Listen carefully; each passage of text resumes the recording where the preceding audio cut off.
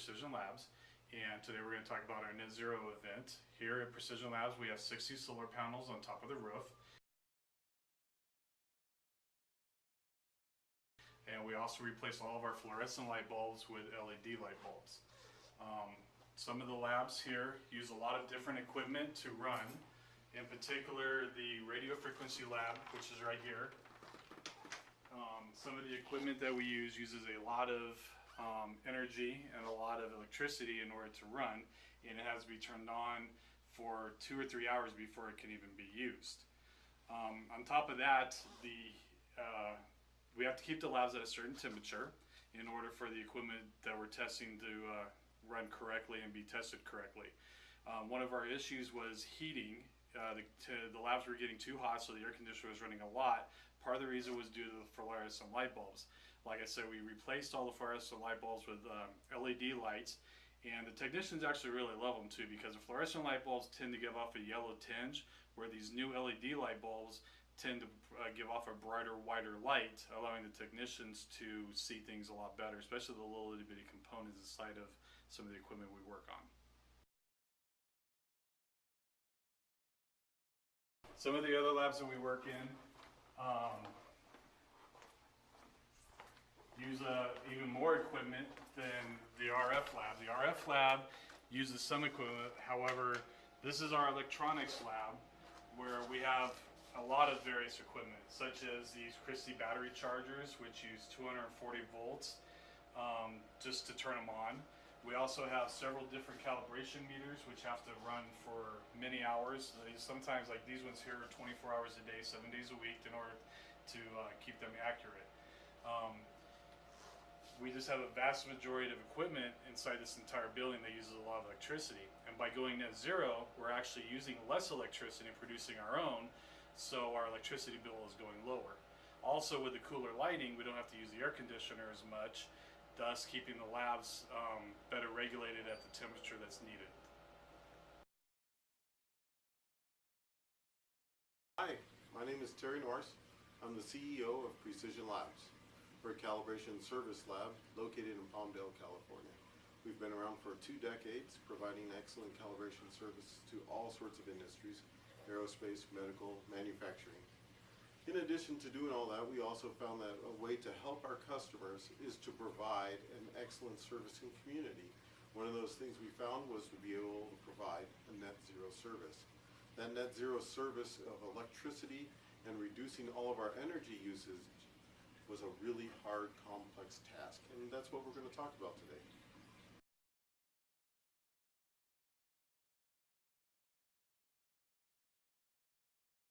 The financial reasons we decided to go ahead with our net zero electric program. Well, it's kind of a multi-pronged process that we went through. We started with the management review process back in late December of this past year, 2013. In that process, we identified a lot of targets that we wanted to research.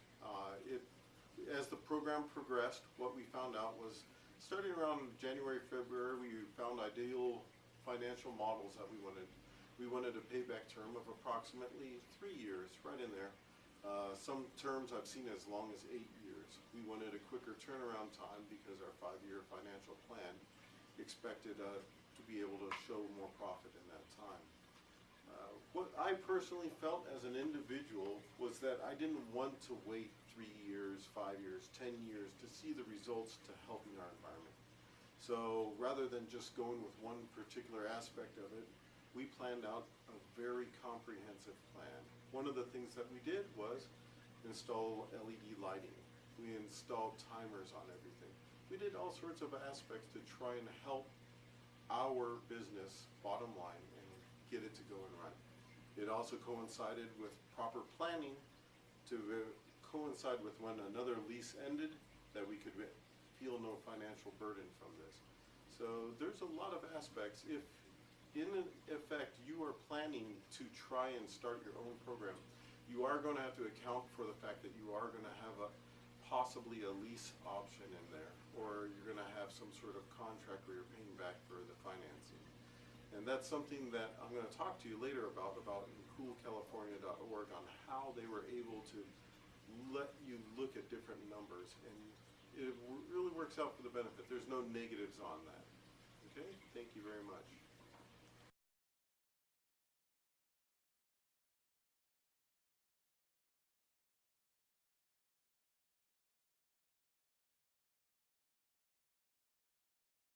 Hi, my name is Sylvia Norris. I'm with Precision Labs. I'm the Chief Financial Officer. And due to a recent loan payoff that we had, we were able to finance the Net Zero program. As far as financial necessity, we had a loan for the program and we didn't really have any outside costs other than the closing costs for the loan. So it was really a sound investment for the company. And we talked about it and we planned it all out. So it was a really good idea and I think it's going to really pan out for the company.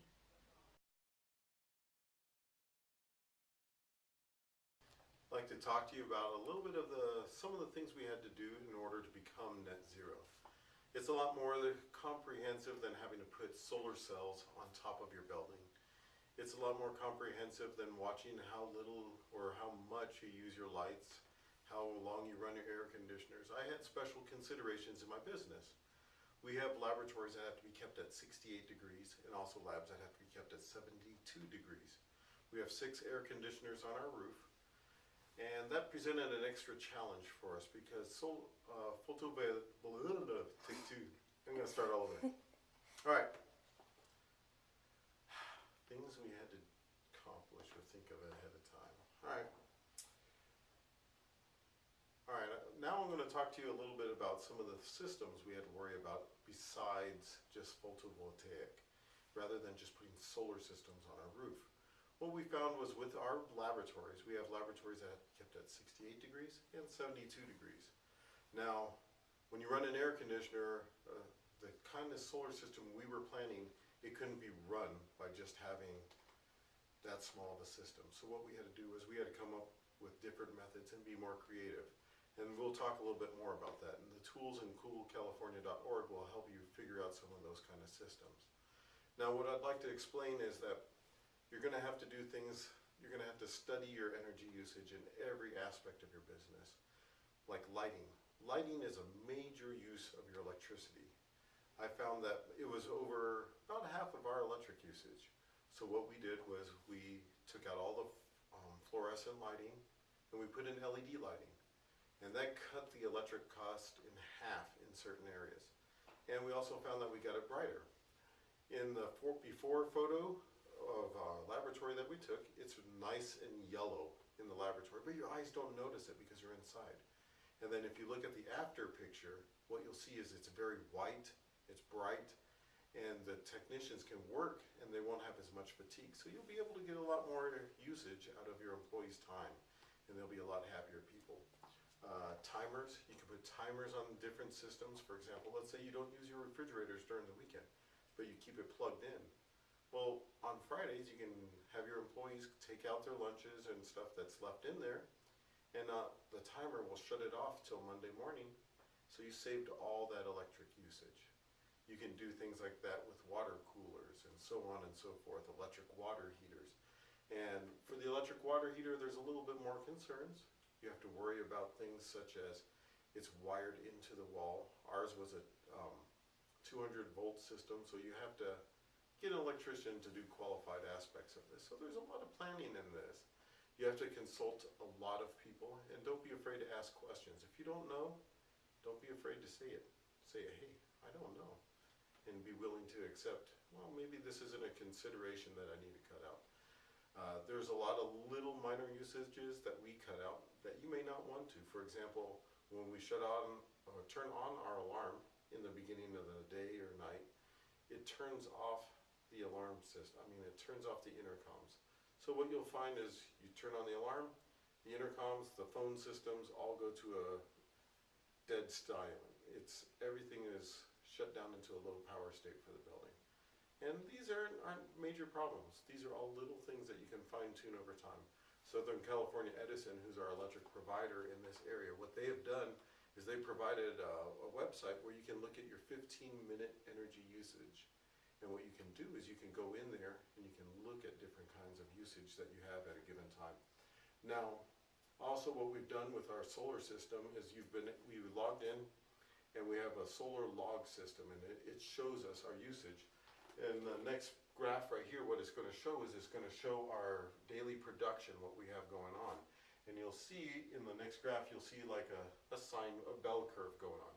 And what we'll do is, what we did was we took that bell curve and we planned our energy usage to be highest when the sun was up. So what we did was we staggered employee schedules. It's a very in-depth planning, but if you do it, throw it on a spreadsheet, take some time, ask questions, coolcalifornia.org, all sorts of things. You can achieve things you never thought of. Thanks.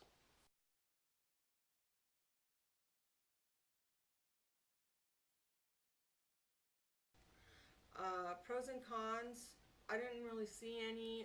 When we did the research, it showed that we would save substantially on lighting and electricity.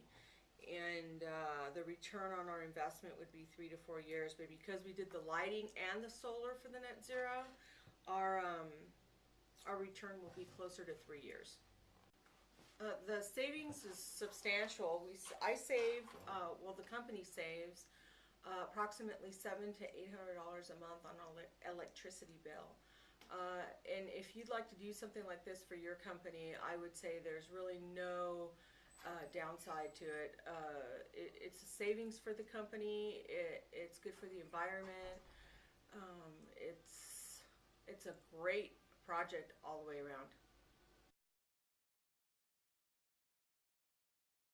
I'm going to talk to you about some of the problems we ran into, because whether you plan a simple system or a very complex system to save energy, you're going to run into problems. I ran into my own share of problems.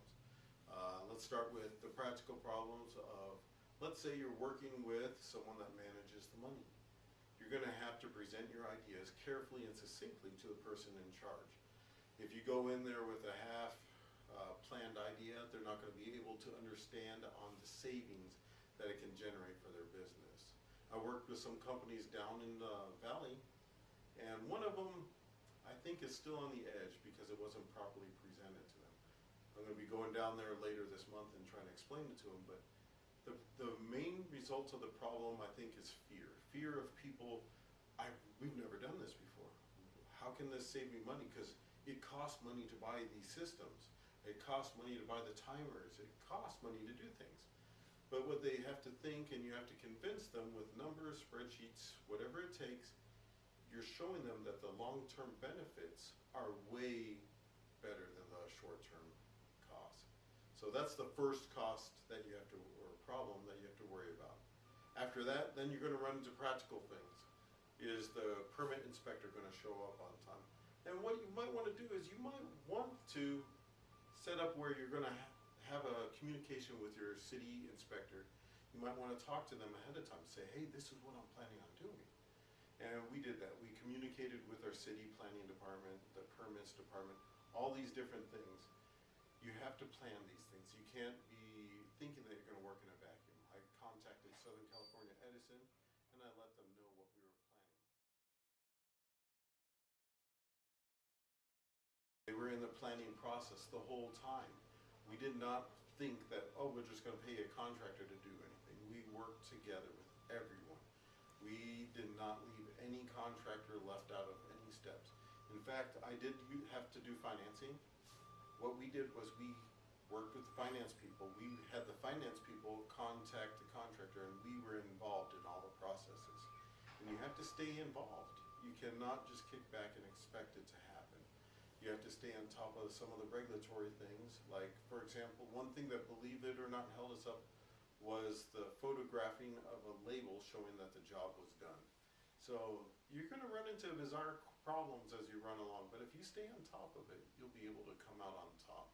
It's well worth it. We've done so much in our whole system. I just love what we've done.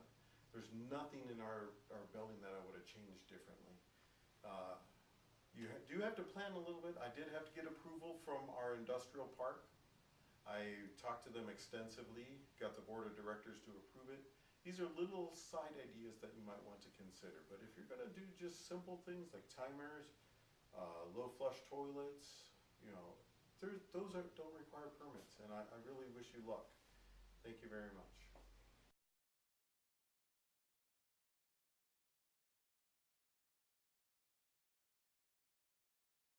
Hello, today we're going to be talking a little bit more about the Cool California website. Now, you can always go to coolcalifornia.org and you can find out more of these tools that I'm going to be talking about. But what I found is in my lobby, what we did was we set up the application because we have an Android operating system. And you can download it from Google Play or wherever you normally get your apps from. Search for Cool California. You'll find the app. The icon looks like this right here. And we're going to go ahead and we're going to open it. Now, also one thing you might want to know is that when you go to coolcalifornia.org, you can also use a lot of the apps that are on there.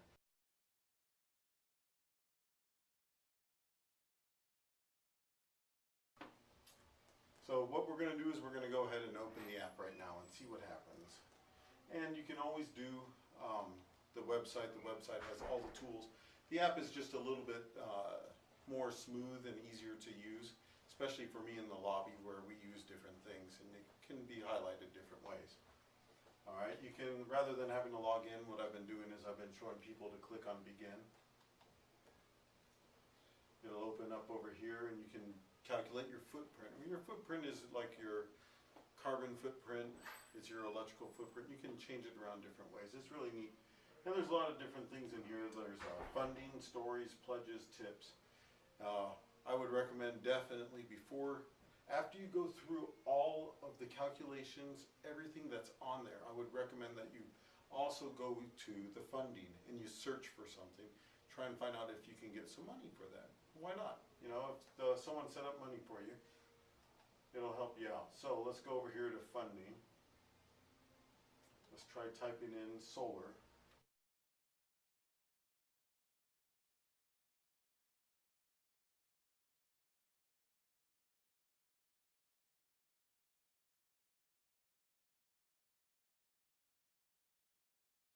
And it's going to pull up a bunch of different things, I'm certain. Now, the list changes periodically, so you have to stay on top of these things and be cognizant of what you are wanting to do with your company. All right.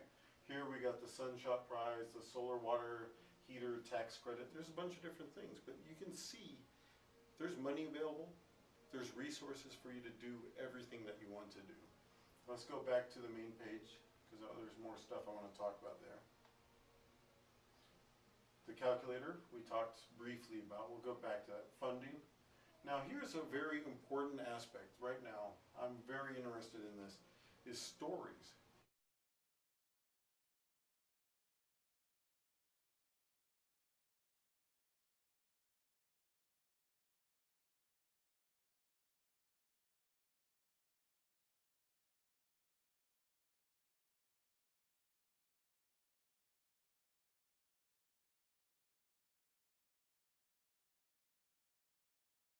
In addition to doing all the pledges and calculator on how you're doing, it's very important to see what other people did because there's little minor things. For example, what we did with my company is we found that by switching to 100% recyclable paper from 30% post-consumer product to 100%, the cost difference actually went down for our company by just shopping around different vendors. So we're actually saving money rather than having to spend more. So, and we also streamlined a couple of processes, whereas before we were using multiple types of paper, we also reduced down to one type of paper. And in addition to that, what we also did was we went to paperless billing. We went to as much electronic forms of communication as possible. And that cut our costs even more. So by trying to be green, what we did was we actually created a lot of savings and got the information to the customers faster. All right? So let's go here to because I'm in business, we're going to use a business success story. Over here we have Blue Oak Energy. They're a business or professional service, and you can scroll down through them. And right now what I did was I clicked on the Irwindale Chamber of Commerce. And what they did was they talk about different ways that they saved money. And and saved green resources. It's all there. And by reading a bunch of different stories on success, you go, oh my goodness, there's a lot of different ways to do it. So I highly recommend doing the calculator, reading the stories, and looking at funding so that you can get a comprehensive look at your system that you're planning. Okay? Let's go back here. Oh, really quick, I'm seeing it right now. You can share on Facebook and also on Twitter. So those are good things that you can do to show people that you're really interested in helping out. Let's go back to the calculator, and you can click on different ways right here. Right here, we're going to see my primary vehicle gets so many miles per gallon, and then you just go through each thing all the way through, and this percentage meter keeps track of how much better or worse you are than other companies out there. So you may think you're doing great in one area, and then after you do all the calculator, you're like, oh my goodness, I got a significant area to improve on. So those are the tips I have for you. I'm recommending, if you have iPhone or an Android operating system, trying out the app or playing on the regular website, see what you can do. All those things will add up, and you'll be able to help a lot. Thanks again.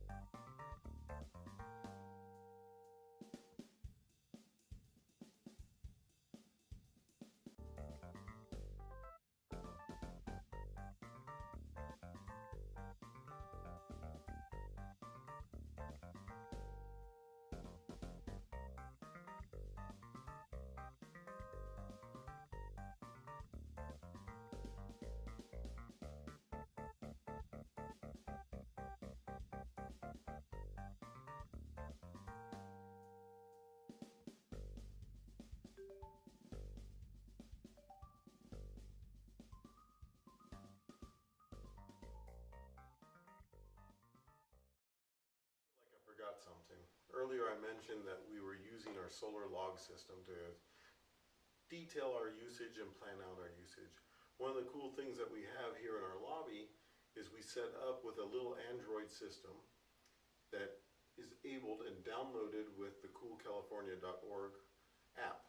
And what we do is when I bring people through on tours, after they've seen the solar system and what we have and all the different types of energy saving things, what I'll do is, you can click here and it'll bring up case studies of different companies that have done different things.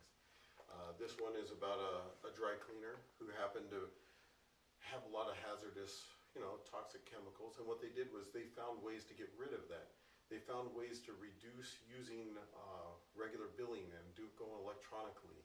They found out ways that they could get rid of those plastic bags that are over your dry cleaning that all of us fight with. There's so many different ways. You just have to look at your individual company and you have to find the proper method that works for you, because there's no one size fits all when you're trying to save energy. But there are commonalities between them all. For example, if you run a restaurant, please put an aerator on your sinks so that you don't waste water. You can put in dual flush systems, all sorts of things that will help save energy. And when I say energy, I'm not talking just about things like electricity. I'm also talking about things such as water, recyclables, and so on. And those are comprehensive ideas that I'd like you to walk away with from this video series, and I hope that you learn from it. Okay?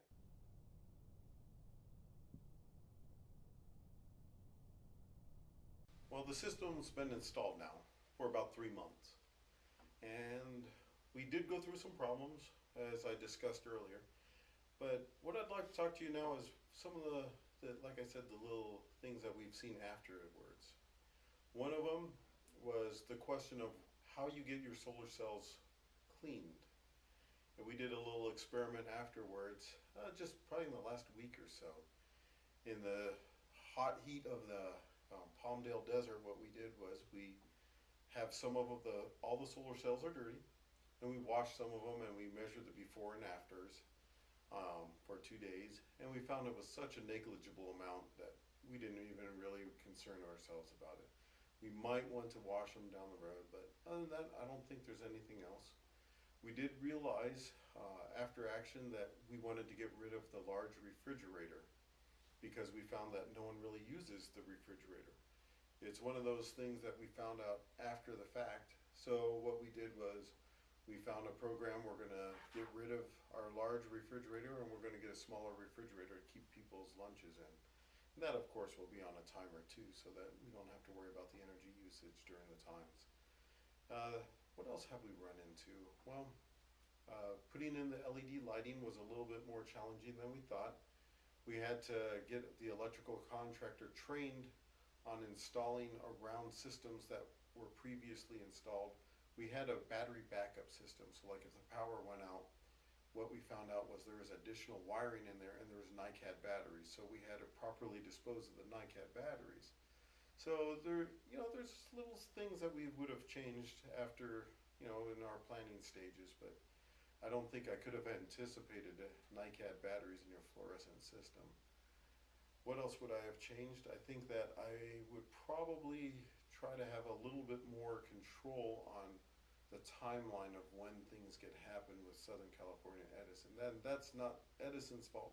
It's more along mine, because as much as I tried to be integrated into the system, I still felt like every once in a while I was out of control of the system because of my own errors. I did mention that we did need a sticker, photograph, and that turned out to be my fault and I wasn't even aware of it. What else would I do? I think rather than measuring every single aspect of the thing, which is my business, we do calibration, so I was able to measure the light, the current, the wattage, I was able to measure temperatures. I think rather than doing that, I made it too hard on myself. What I could have done was, once again, use coolcalifornia.org and go on their website. It says, hey, use a roof coating that's reflective. And if I would have just said, hey, it seems like a good idea, just go ahead and do it. No, I had to go forth and I said, well, I'm going to measure the roof temperature using an infrared thermometer beforehand. Found 156 degrees. Then I measured it afterwards with a reflective coating of 83%. I found that the same day type that our roof temperature was about 100, I think 108 or something like that. Overall, I forget the total difference, but it was over 50 degrees. So rather than us trying to calculate and reinvent the wheel, it was already there in many aspects on coolcalifornia.org. And what I did was I've been using that to train all the other people that have been coming into our facility. When we had our big event, that's another part of my after action, I guess, is we had a large event. We had 200 people here, everyone coming through, seeing what we did, and I explained it, was on the radio, detailing how Cool California, Southern California Edison, my vendors, everyone helped me out. Speaking of which, one vendor stands out in particular, SoCal Solar. They really went the extra mile to help me get this solar system installed.